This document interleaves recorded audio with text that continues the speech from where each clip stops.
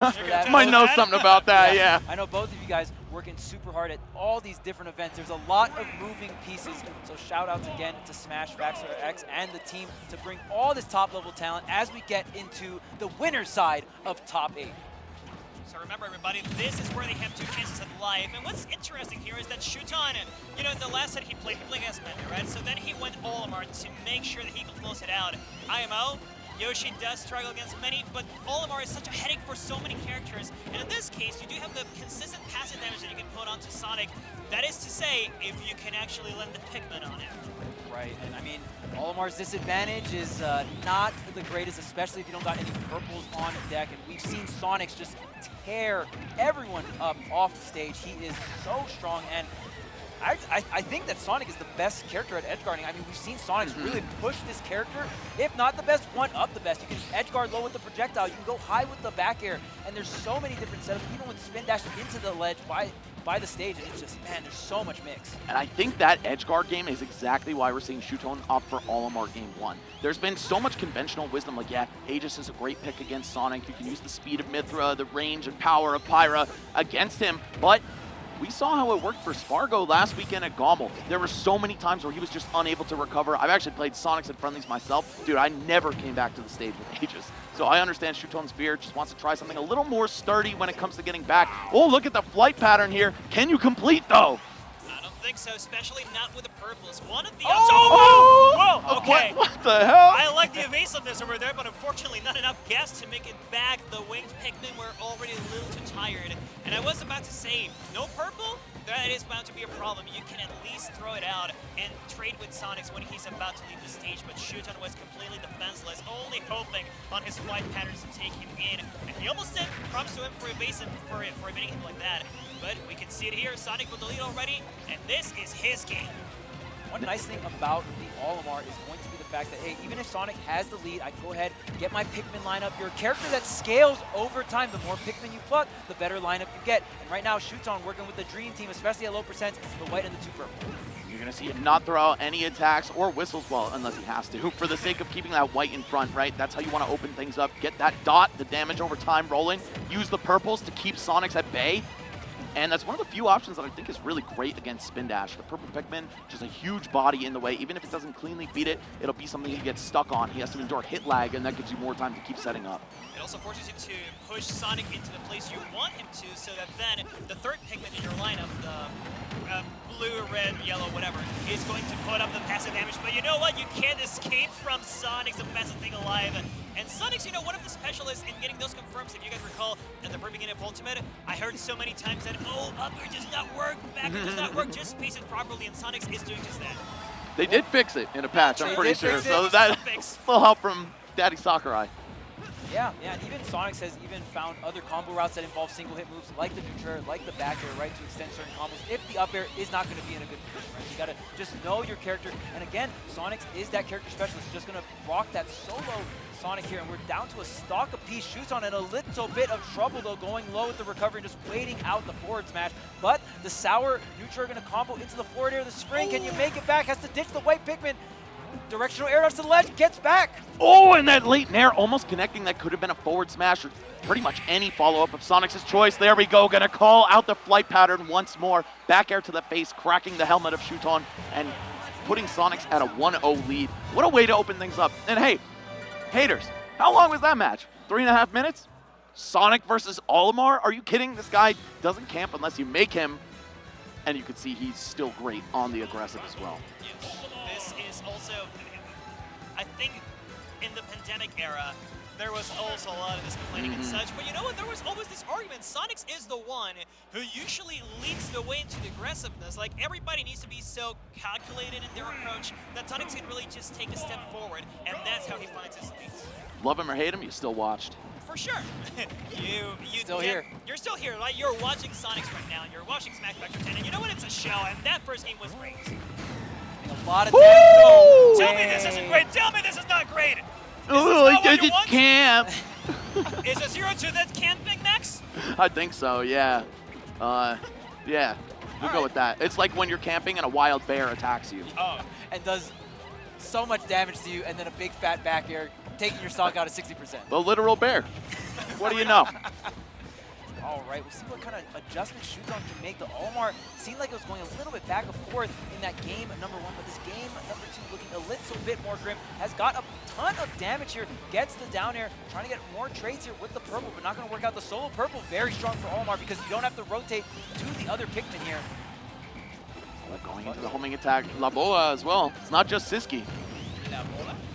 Almost looking like La Bola indeed. This one, though, gives you a lot more positioning, per se. Of course, Sonix here, with these homing attacks especially, he's going to be very careful with this. You can see him go for the spin dash a lot more. I think there is a different philosophy in this. Those homing attacks have led to so many accidents for Sonix. Even in last year's Smash Factor, it led to him dropping down to the loser bracket. So, you know, I think as time goes on, he plays it a bit more safe. But within this stage, there's a bit more to play around with, and Shuton is not really responding to either option. I can't believe the spin dash just murdered that Pikmin on the up air for Shuton. Wow, Sonic's able to keep the advantage state up all the way, converts it into a stock, and now, as Olimar, how do you chase down a character this fast with this much of a deficit? Oh, that'll help! Maybe A shield break, yeah! How many shield breaks are we going to get in this top 8? Hopefully a couple more, man. It's always hype seeing that. Great stuff using that down smash. If you space that down smash with Olimar correctly, you can actually get both Pikmin to hit your opponent's shield, and if one of them is a purple, well, it's going to hurt. Oh man, and Olimar, a lot of damage, especially when you start comboing into up smashes and up airs. It can be a lot of damage output, especially with the yellows. You get a little bit more time to go for your combos because of the hit lag. And one more thing, the neutraler is doing such a good job at taking the Pikmin away as well. Like, Shuton might land one, but it's like 2 or 3% tops, and the Pikmin is already gone. Look at that, that was 4%. There really isn't a ton of passive damage that Olimar usually gets against a lot of other characters. This is where Sonix is shining so much, and he's also fading the purples. Something that's so key about that neutral air is that Sonic's entire body is a hitbox, right? Shakes the Pikmin off from anywhere, and also, all the attacks that you want to throw at him, like an up smash, for example, will just get negated. I saw even the weak Nair crush right through an up smash, I believe, in game 1. Yeah. And it's just so hard for Olimar to contest these moves from Sonic. Not only is he covering himself in hitboxes, he's also moving all over the place. It's great that you point that out, Max, because the neutral covering your entire body with that hurt box. Not a lot of characters have that. You have to use specific moves like, oh, if a Pikmin's latched onto my arm, I need to use up air. If a Pikmin's latched onto my leg, I need to use down air. But Sonic has the one move that just beats them all. And if you want to seal out the game, the back air, set up the ledge trap here, gets back onto the stage. The forward air drop zone is going to be it. We're going into game number 3. Sonic's up 2-0 in this set. Are you not entertained? In my opinion, gentlemen, this has been one of the more entertaining sets, to be honest. Even if we do have a character that's consistently infamous for camping, I see a lot of interactions. That was a certain to begin. Then we had a shield break. Buddy, this is getting aggressive. You might see Sonic and Olimar on the screen and think, oh, cringe. I'm going to tab out. I'm going to go do the dishes or take a shower, grab a snack. No, this is quite the opposite of what you might expect. These players are just so talented. Shuton, though, locking into a 3rd game of Olimar, not even going to attempt the Aegis here. Dang, Pikmin 4 was that good? I guess so. Dang, I would have been Aegis game 3. Depends who you ask, apparently. Oh. I've heard some mixed reception, but if you ask Sweek, 10 out of 10. W. Well, we'll see what Shuton can cook here, even with the Pikmin 4 power-up. It is Sonix that is up 2-0 in the set, racking up a good amount of damage. Great whiff punish. Oh, calls out that high recovery, resets back to the ledge, and then utilizes that up B to get back the stage control. I won't even say that is a trajectory that Shuton took that let him live, maybe just overshooting a little bit, but Sonix consistently calling out the movement from Shuton, and that up B is becoming more and more dangerous as time goes on. Granted, if Shuton is able to put Sonix in the air, you can already see how good the Sharkin is going to be. No Pikmins attached to Sonix, though, and even though they are both back on the stage, you can see that the percentage didn't get even. I mean, Shuton was kind of building up to a comeback last game. Maybe that's why he kept Olimar, but I do share the surprise to not see Aegis. I love that backward spin dash that Sonix used just to get away, right? That 360-degree hitbox, so valuable, again, especially in a matchup like Olimar.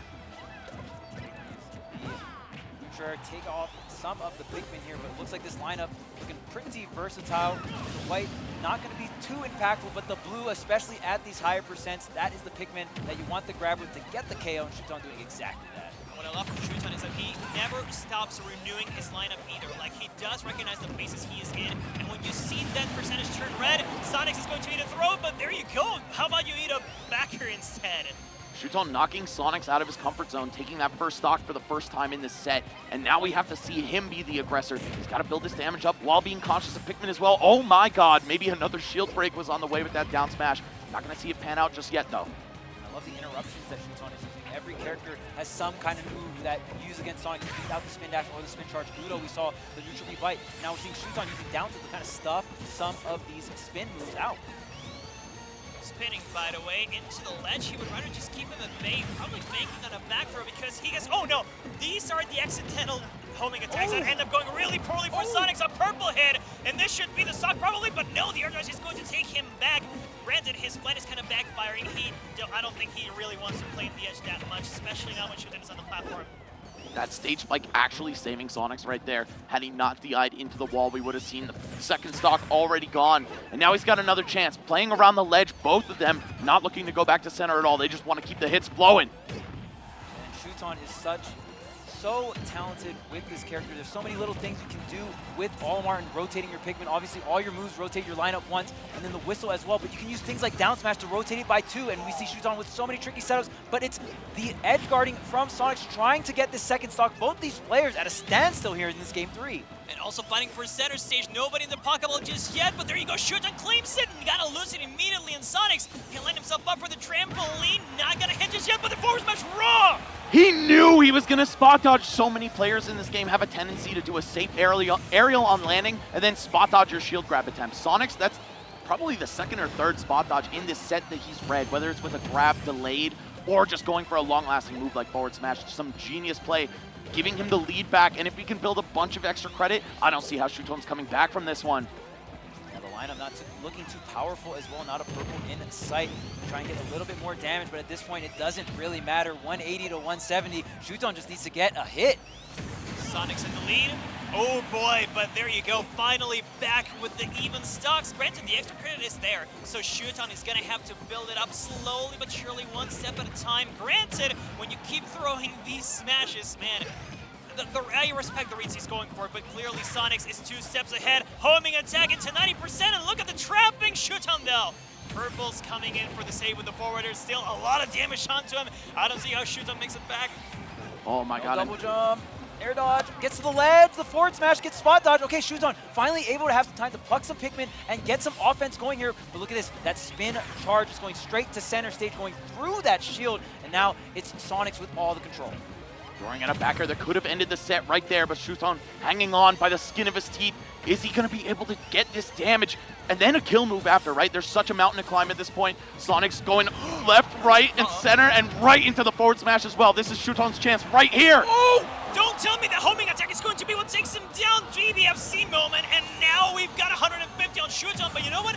I don't think he feels that unsafe. He still has a chance for it, but he hits an up air, and that's going to be it. Sonix is now in winners finals, and I don't hear any booing. People were actually fine with this. I think the way he played certainly deserves a positive reaction from the crowd, absolutely. right? Not even going close to the timer in any of those games. Sonix was, if anything, chasing Shuton down, keeping the pressure up the whole time, and that's what the people want to see. And that's what the matchup claims for, right? I mean, that's what Sonic wants to do against Olimar, because if you let Olimar just sit back, relax, get the perfect lineup, the triple purple, it's going to be so difficult for you to contest Olimar. Olimar is one of those characters that kind of scales over time, that lineup just being so versatile. So Sonic with the rushdown, keeping the pressure on the Shuton and getting these edge guards where Olimar is so susceptible. Amazing play coming out from Sonix. There you go, redemption arc, Little everybody. bow. Here's the redemption arc. Now he is the fan favorite. Also, I mean, there was some booing, but I'm sure that deep down these people still feel, you know, the brotherhood of being Latino and everything. Like, he is one of the nicest players. Again, like, when you talk to him, he's super nice when you dress him, and really just a fantastic guy all around. Everybody who's vouching for people to stop booing, thank you. Everybody in the crowd who's not booing, thank you. And everybody who's here watching us, thank you. And now, I think it's time for the Mexican crowd to pop off because, like you said, the last line of defense is in, and this is it, everybody. Time for the winter semifinals between Leo and Spargo. And it's unfortunate that they have to take each other out. However, the one that loses this match, it's like, all right, man, you go clean up the losers bracket. I'll see you in grands, right? Right. It's like splitting up. Yeah, for sure. Divide and conquer. It sucks that they have to meet in bracket again, but every tournament can only have one winner. And let's talk about it because the changing of the guard is certainly real. MK Leo, for so many years, a legacy player, the best in the world in 2 consecutive games, Smash 4 into Ultimate for every single season, but there's a new king in town, and his name is Spargo.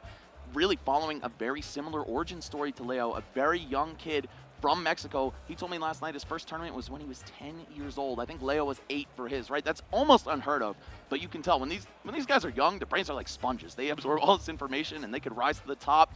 Also playing a similar character pool, the Swordies, right? A similar style, very aggressive, spacing heavy, and now they are going head to head here at the most important Latin American tournament ever. Yeah, who will be on the winners finals side of things? And it's a great question. I mean, the character lineup from Leo, we've seen a lot of the Joker. And like I said, I feel like this tournament has a little bit more meaning to Leo. So I feel like, not saying that he doesn't try as hard at other tournaments, but I feel like Leo will give it like 1,000% here at Smash Factor 10. And I'm looking forward to it. And his gameplay has been looking exactly like that. One more thing. This is the first time, not only in years that he has not